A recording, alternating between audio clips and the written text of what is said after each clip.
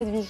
Merci d'être avec nous. Vous publiez un livre très intéressant, alors vraiment complètement au cœur de l'actualité, Le siècle des égarés. Vous tenez des propos pas forcément évidents, vous déconstruisez notamment le wokisme dont on parle beaucoup, vous clouez au pilori la parité, on ne serait peut-être pas d'accord sur ce plan de vue au sein de l'entreprise. En tout cas, c'est un livre vraiment très intéressant. En plus, il n'est pas trop gros, donc franchement, il est intéressant à lire.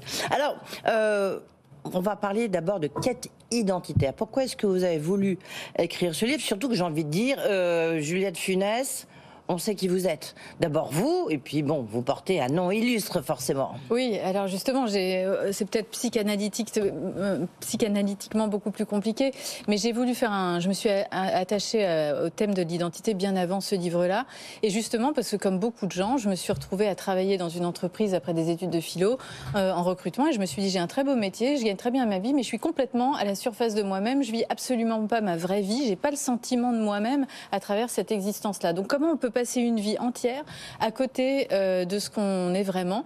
Et c'est là que j'ai approfondi, évidemment, à travers une thèse de philo, cette thématique de l'authenticité et de l'identité, en me disant, mais finalement, l'identité, est-ce que ce ne serait pas un piège? L'identité construite, l'identité sociale nous dissimule à nous-mêmes et parfois nous fourvoie et nous éloigne. Oui, vous dites une phrase assez juste qui dit « Cette image flatteuse de moi-même que je m'obstine à renvoyer, est seulement moi ?» Comment ne pas renvoyer une image différente de celle que je suis en fait? Oui, c'est qu'il y a une discordance parfois entre l'identité, le rôle attendu, le rôle convenu, l'identité construite, l'identification même qui est très nécessaire à la construction individuelle, et puis ce que j'appelle le sentiment de soi, c'est-à-dire vraiment se sentir vivant, se sentir en adéquation vraiment avec ce qu'on désire, avec ce qu'on est véritablement. Et je crois que le meilleur chemin pour accéder à soi-même, pour accéder à ce sentiment de soi, ne passe pas par l'identité, mais par d'autres expériences que je cite que j'explique. Mais en même temps, on a tous une identité. Et justement, ceux qui nient cette identité en disant que l'identité est devenue idéologique, une idéologie, ils se fourvoient. Vous-même, vous le démontrez un peu plus tard. En fait, collectivement, on voit que l'identitarisme se fourvoie, et c'est ce que vous avez évoqué tout à l'heure avec le wokisme, c'est-à-dire qu'on voit que les communautarismes se crispent, que les revendications identitaires se renforcent, que la ferveur identitaire s'intensifie au point de basculer très vite dans une idéologie intransigeante.